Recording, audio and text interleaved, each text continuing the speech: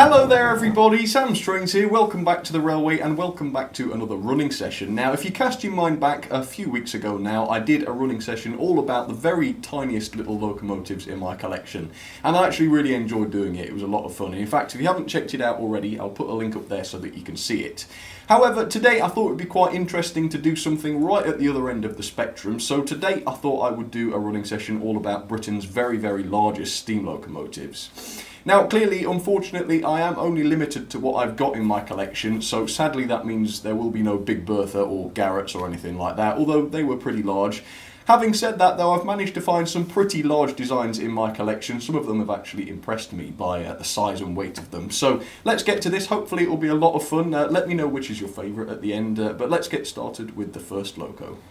So we're starting off here at the turntable then, and this is the Class P2. Now I'm not sure whether this is the largest, but it was certainly the heaviest I could find. So this beautiful, massive locomotive weighed in at 112 tonnes, and as you can tell, it's a massive 282. Now, just in front of the turntable there are some L&R teak coaches, which she's going to be coupling up to.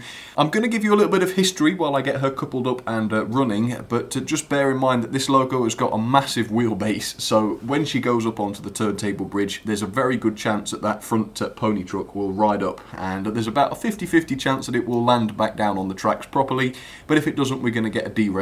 So please do cross your fingers.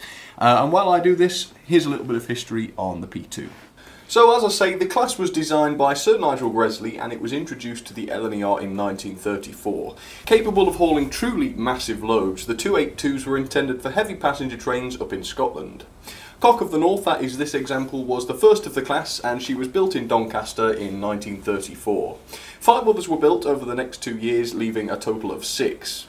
However, all 6 were rebuilt into A2s by Mr. Thompson, which of course became Pacifics and not 282s, which many felt spoilt them, of course, and all of the rebuilds were then later on down the line completely scrapped, although a new build or 2 is underway, so it will be lovely to see that finished.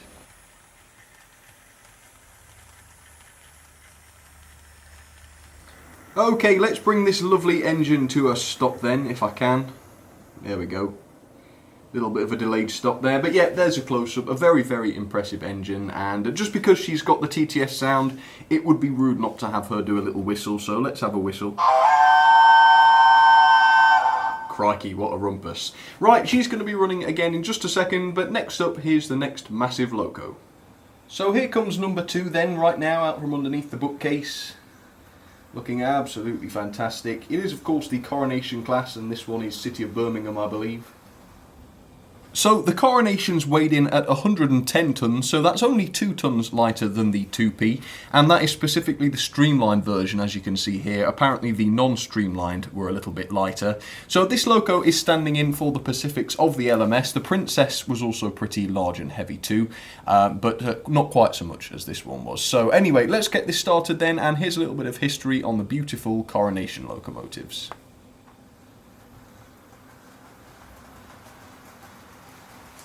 So the Coronations were Stanley's final Pacifics. They were introduced in 1937 and they resembled a larger and much more successful version of the earlier Princess Royal class. 38 were built in total between 1937 and 1948, and in fact this class was far, far superior to the Princess, and thus about 3 times as many were built. They are often considered the ultimate British passenger locomotive, and no other Pacific ever really exceeded them in terms of performance. In total, 3 have been preserved, but sadly, as always, the remainder were scrapped.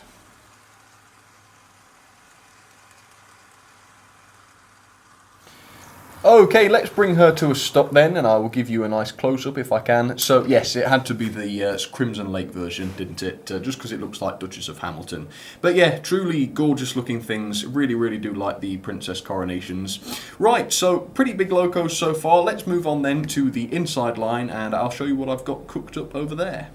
So this locomotive is standing in for the Pacifics of the L&R. I found that the A1s were the heaviest, the Peppercorn A1s at least, weighing in at 106.9 tonnes. It's also worth honourably mentioning the A4, which was pretty heavy also, but just a couple of tonnes lighter.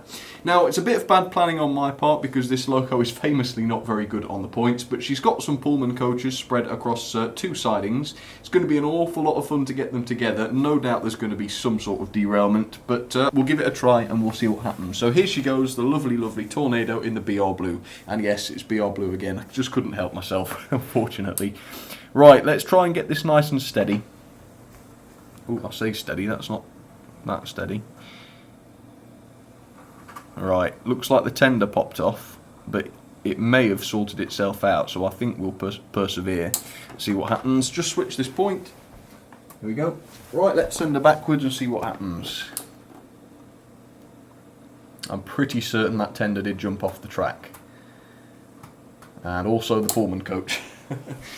Well, it wasn't the loco, it was basically everything but the loco, so I don't know whether I should be pleased or not.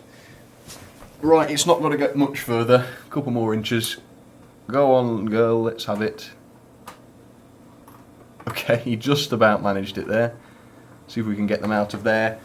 And assuming it runs okay, here's a little bit of history then on the Peppercorn A1. So the Peppercorn Class A1 was quite similar looking to the Gresley A1 and A3 design, but it was in fact a completely different class. They were introduced the same year as nationalisation occurred, which was 1948, to the design of Arthur Peppercorn. Edward Thompson had initiated the design for the class during the LNER days, but Peppercorn is widely considered to be the chief designer, and in fact the order wasn't completed until after nationalisation occurred.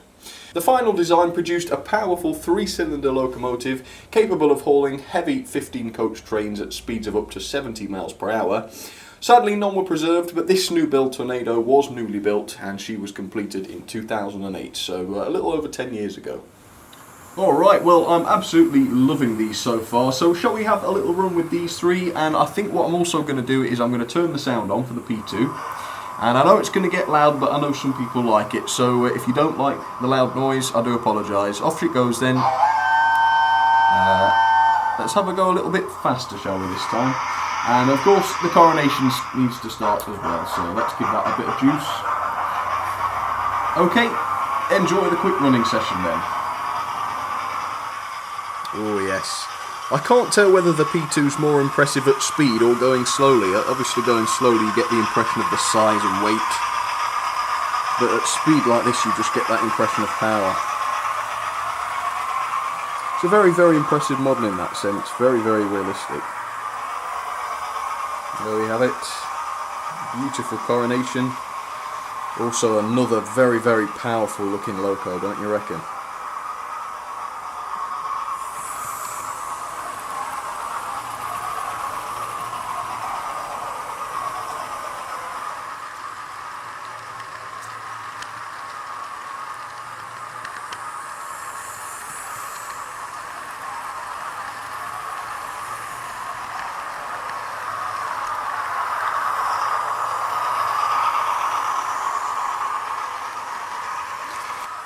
Well, I hope you enjoyed the first half anyway, folks. What I'm going to do now is I'm going to get all of these lovely engines put back into different sidings, and we will move on to the second half. So don't go anywhere, and I will be right back in just a second.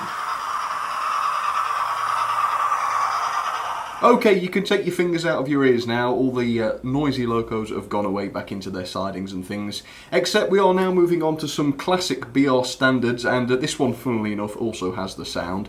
So it's the Duke of Gloucester, it's the Class 8, unique of course. This one weighs in at 102 tonnes, so getting a little bit lighter now than the P2 for example, but it's still a very, very large looking loco. So it's going to be running on the inside line, so while it goes there I'm going to give you a little bit of history of the class. But for now then, let's just have a whistle. We'll let it have that, I think, but no more.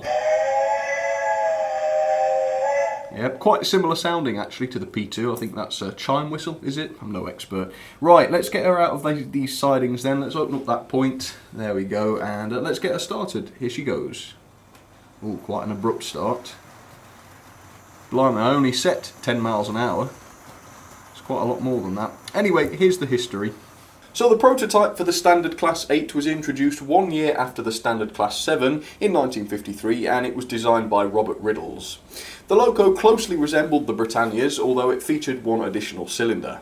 Only one was built, as I say, that was the prototype, this one, Duke of Gloucester, and it proved to be relatively effective, around a 10% improvement on the Class 7, but the prototype did have a few issues, and British Railways just couldn't justify persevering with the class. So the decision was taken not to develop the idea any further, Gloucester due to the steam era coming to its end.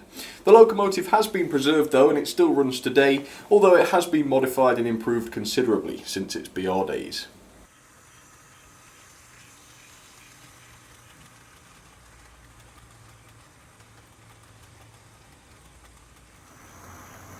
Okay, let's bring her to a stop then.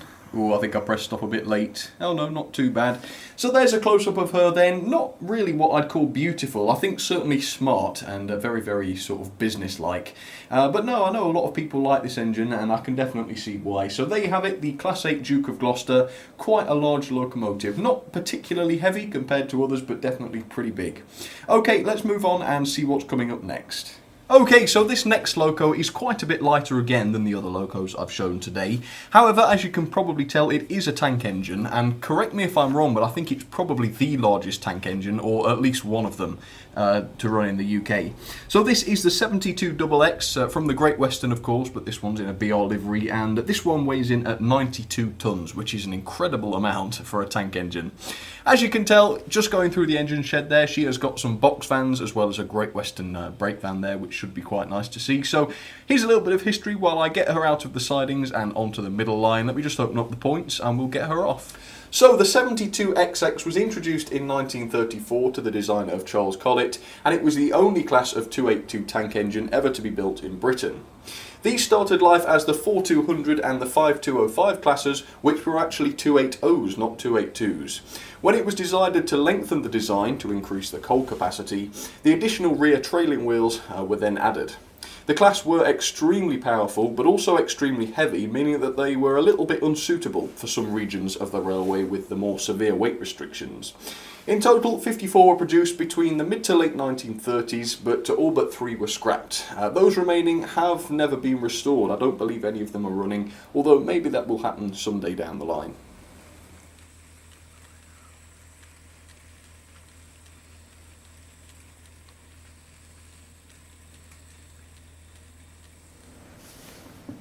Okay then, let's bring her to a stop just ahead of the Duke of Gloucester. Not a great model that one, but a beautiful class of locomotive, and definitely the mechanism in this one is just incredible. So there you have it then, the 72XX, one of the largest tank engines, at least that I own. So now then, let's move on to the final locomotive of the day, and I reckon most of you will have known that this was coming, but here it is nonetheless. So when I feature this loco in running sessions, I always have a little tradition of running this last. And of course there's a very good reason for that. But no, this is the mighty 9F Evening Star, the very last of the lot, and it's probably the largest of the day so far. But having said that, it is nowhere near the heaviest. In fact, I was pretty amazed by how light this is. So, despite the size of this one, it was surprisingly light at 86 tonnes. Now, I suppose that might make sense because perhaps it doesn't need quite so much weight with that many driving wheels. And also, as you can tell by looking at them up close, there's clearly quite a lot of empty space on this. So, yeah, if anyone wants to just clarify that these were really quite light, that would be good, because I suppose I could possibly have made a mistake. But regardless, the 9Fs were definitely pretty mighty, weren't they? And as you can tell, this has got a bit of a passenger train because Evening Star used to do that. Some lovely blood and custards there. But for now, let me open up the points, and here's a little bit of history then on the standard Class 9. So, like the standard Class 8 that we've already seen, the 9F was also designed by Robert Riddles, except the 9Fs were the very last standard locomotives to be produced under British Railways. They represented the ultimate development in freight locomotives, and they proved themselves to be extremely fast yet extremely powerful. With their 10 driving wheels, they became one of the most powerful locomotives ever constructed in Britain, but their reign proved to be quite short-lived. Evening Star was the last of the class, constructed in 1960, but it was also the last steam locomotive to be built by British Railways.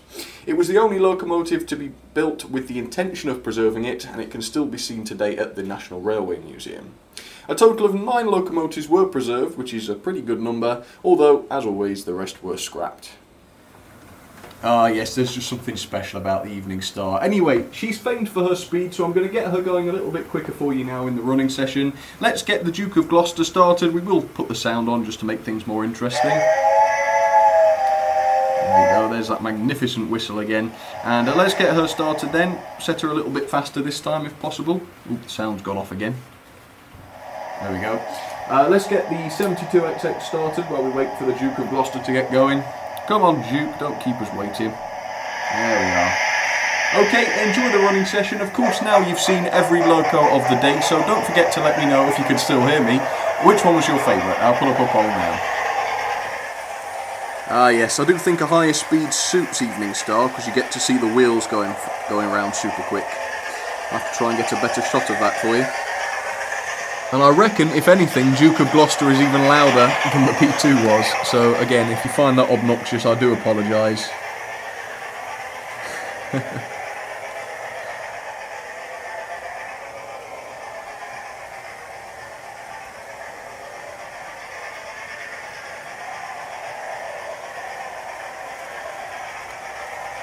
The good thing about the Hornby TTS locos is, though, you can turn the volume down, so I might have a go at that at some point with the Duke of Gloucester, because it is very loud.